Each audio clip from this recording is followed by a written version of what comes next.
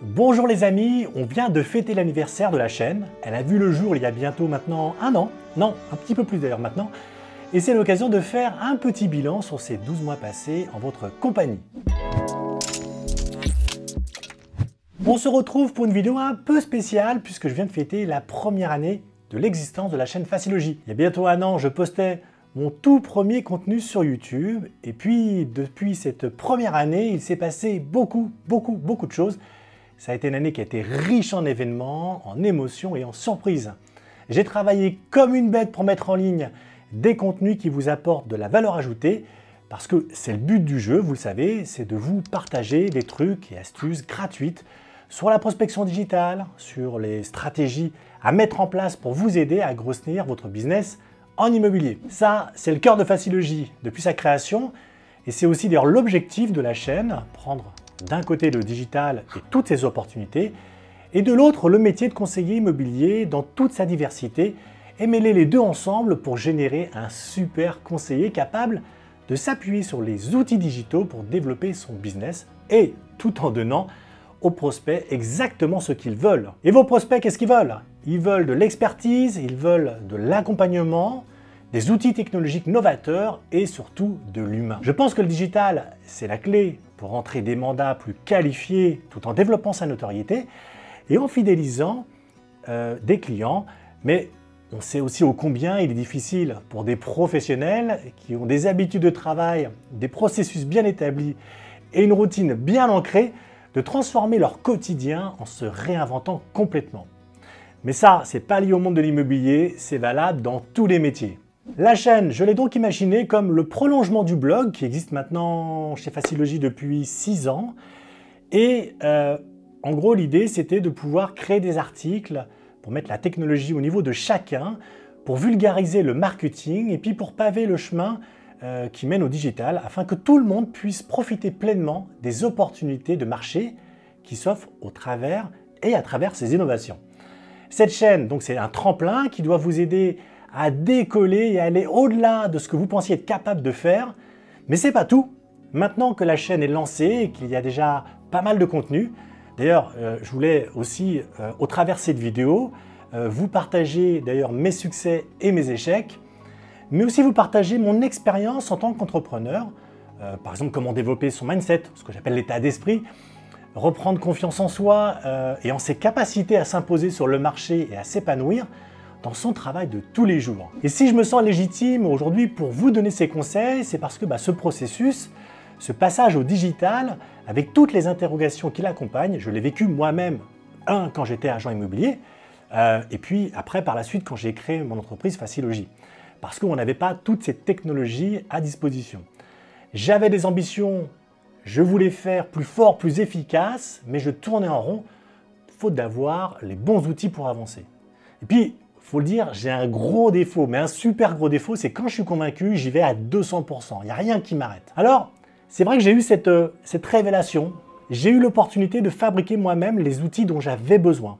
Ce que je voudrais surtout aujourd'hui vous dire, c'est que vous aussi, vous pouvez avoir une révélation digitale, que vous compreniez combien les outils web changent la donne dans votre métier et que c'est une véritable opportunité pour un conseiller immobilier de sortir du lot en 2023. Cette chaîne, elle a donc été conçue pour vous emmener exactement là où vous souhaitez être dans 1 an, dans 2 ans, dans 5 ans, dans 10 ans, à savoir un business leader dans son secteur, un flux incessant de mandats exclusifs, un chiffre d'affaires qui explose le plafond et un maximum de satisfaction personnelle pour vous. Voilà ce que j'ambitionne de faire avec cette chaîne. Il est donc temps maintenant de revenir sur ce qui s'est passé cette année et de vérifier si oui ou non je suis sur le bon chemin. D'abord, parlons chiffres.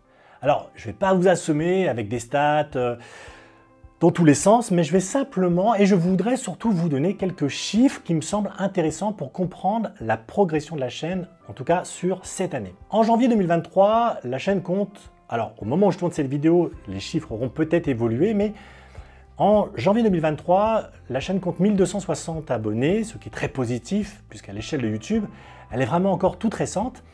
Et d'ailleurs, j'en profite pour vous dire un grand merci à vous, à tous ceux qui me suivent et me soutiennent dans cette démarche depuis le début. Donc, depuis février, l'année passée, j'ai publié près d'une centaine de vidéos avec 3 formats. On a eu le format vlog, c'est celui que je tourne actuellement. On a les FAQ et on a le podcast.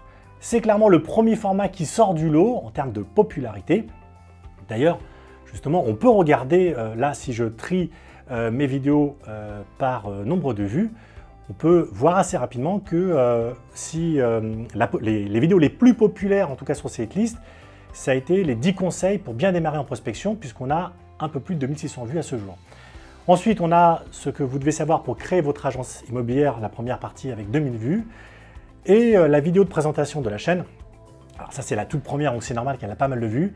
D'ailleurs, je fais un petit raccourci pour justement vous dire que cette première vidéo, c'est la vidéo où j'ai commis toutes les erreurs qu'on peut faire quand on tourne sa première vidéo. J'ai une lumière qui est pourrie, j'ai un son qui est pourri, j'ai un cadrage qui n'est pas terrible non plus. Bref, en tout cas, tout ça pour vous dire que voilà, je la garde quand même parce qu'elle est un peu collector, mais je risque peut-être de la changer avec le temps. Ensuite, vous avez les 10 clés pour réussir sa prospection avec 1100 vues, un peu plus de 1100 vues, et puis comment devenir un pro du marketing en 2022 et arrêter la pige avec pareil un peu plus de 1100 vues. Voilà, qu'est-ce qu'on peut en tirer comme enseignement? Eh bien, que les vidéos qui fonctionnent le mieux traitent de sujets extrêmement concrets, des vidéos qui apportent des solutions tangibles à des problématiques quotidiennes, comme créer son entreprise, prospecter efficacement, rentrer des mandats, en somme, faire de l'acquisition pour lancer son business et le maintenir en bonne santé et bien sûr le développer. En revanche, je constate que c'est vrai, les sujets qui marchent le moins ont attrait à l'état d'esprit relationnel, à la manière de booster la notoriété. On avait par exemple les avis clients, la présence en ligne, la création de contenu, la confiance, les données, mais aussi la motivation, la différenciation et l'organisation. Là aussi, c'est plutôt logique, mais c'est un peu dommage parce que ces sujets sont tout aussi importants, voire plus importants que l'acquisition. Aller chercher des prospects, c'est bien, mais une fois que c'est fait, que vous avez entré le contact dans votre base de données, tout le boulot reste à faire. L'accompagnement et le relationnel et la confiance, ça représente, pour moi, 80% du processus décisionnel du prospect. Alors c'est vrai, pour l'acquéreur qui fonctionne énormément à l'émotion, on dit toujours qu'on achète un bien avec le cœur et pas avec la raison, même si la raison vient ensuite justifier la décision. Mais c'est aussi vrai pour les prospects vendeurs, qui attendent des professionnels, non pas un simple service, mais une relation de travail, un accompagnement de proximité prodigué par un partenaire de confiance. Et ici, la psychologie du vendeur joue un rôle déterminant. Un prospect qui connaît déjà votre enseigne avant de vous contacter, qui a l'habitude de voir vos conseillers IMO qui battent le pavé et qui lit vos contenus et qui regarde vos vidéos, ce prospect aura d'emblée confiance en vous et sera plus susceptible de vous confier son projet en exclusivité. Donc, l'acquisition, c'est bien, mais c'est seulement la partie émergée de l'iceberg. Derrière, il y a tout un travail à faire pour exister sur le secteur, pour se faire connaître et reconnaître, pour donner envie aux prospects de travailler avec vous et pour les accompagner au plus près pendant toute la durée de leur projet, y compris pendant les mois et les années qui précèdent leur vente. Ce que j'essaye de faire avec ces vidéos plus psychologiques, c'est justement de vous montrer qu'un mandat de qualité, c'est le résultat d'un long travail sur le relationnel et sur la confiance, et que les outils digitaux sont conçus pile poil pour vous aider à faire ça. D'ailleurs, dans le futur, je vais donc continuer à vous proposer des sujets à la fois pratiques et psychologiques, d'un côté avec des tutos hyper concrets pour apprendre à utiliser les outils digitaux, et de l'autre avec des conseils pour créer les conditions qui vont générer de la confiance. Alors forcément, oui, en un an, des publications, il y en a eu une centaine de contenus, et c'est vrai que j'ai moi aussi beaucoup appris, des choses d'ailleurs qui me serviront dans les mois à venir à vous proposer des vidéos qui répondent à vos attentes et qui vous orientent aussi dans la bonne direction. D'abord, j'ai appris à identifier les bons sujets pour faire des vidéos. Et ça, c'est moins simple qu'il n'en paraît parce qu'il faut à la fois qu'il soit cohérent avec la chaîne et ses ambitions et en même temps pertinent pour ceux qui vont regarder les vidéos. toute la difficulté, c'est de trouver le bon équilibre entre des sujets qui sont attractifs, qui vont faire des vues, et j'ai besoin de ces vues pour que la chaîne fonctionne, et puis des sujets un peu moins sexy, mais super importants parce qu'ils touchent la psychologie au parcours donc de la décision d'un prospect, au processus métier, et même à l'état d'esprit du conseiller.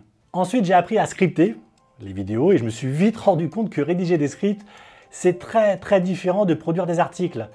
Ce que je fais sur le blog et ce que je fais sur la chaîne, c'est vraiment deux choses mais complètement indépendantes.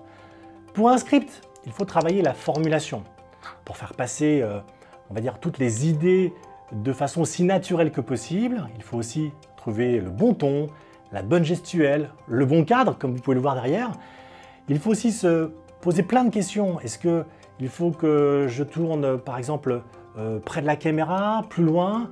Est-ce que je dois rester statique en intérieur, ou est-ce que je dois parler en marchant dans la rue, ou je sais pas, moi sur la plage? Enfin, tous ces choix sont super importants et influent sur votre perception de mon travail.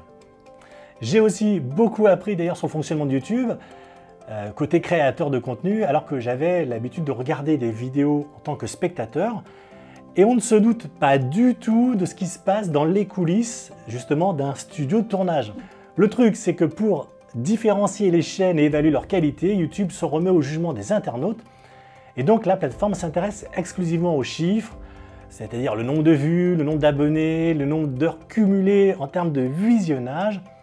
Puis en même temps, vu que YouTube reste quand même le deuxième moteur de recherche le plus utilisé au monde, on va dire derrière Google, on reste super attentif à ces chiffres parce qu'on n'a pas vraiment le choix. Mais il faut bien comprendre une chose, c'est que pour les créateurs de contenu, ce sont juste des stats. Et c'est certainement pas une fin en soi, c'est super important de garder ça à l'esprit. Faire 1000 vues pour faire 1000 vues, ça n'a pas beaucoup de sens. Ce que nous disent les chiffres, c'est que si vous appréciez telle ou telle vidéo, que la chaîne commence à avoir sa petite réputation, parce que le nombre d'abonnés augmente. Mais c'est tout. Parce que le but du jeu sur une vidéo, quoi qu'il arrive, c'est de transmettre un message. Je ne fais pas ça pour être le meilleur, mais pour que vous soyez les meilleurs. Avec 10 000 abonnés, allez, même avec 100 000 abonnés, je serai toujours le même.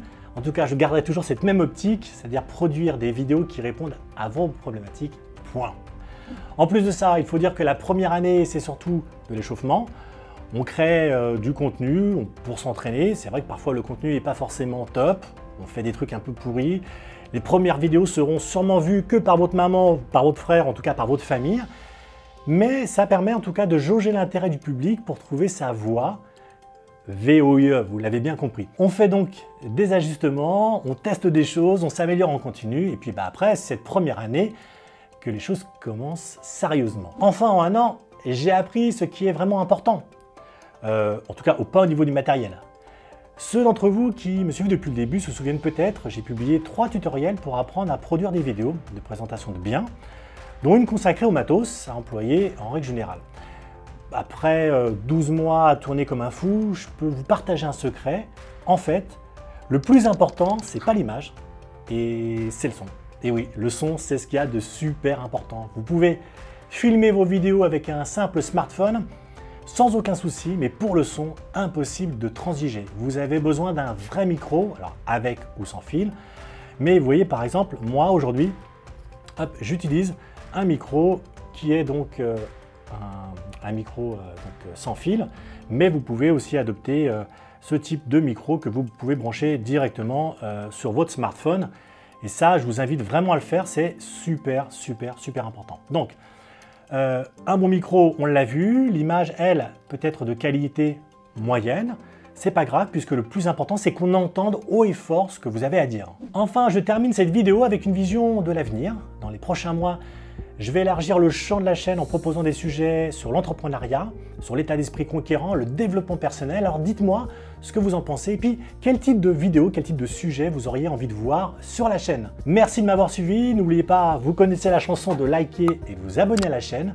Quant à moi, c'était Frédéric avec Facilogie. Je vous dis à bientôt les amis.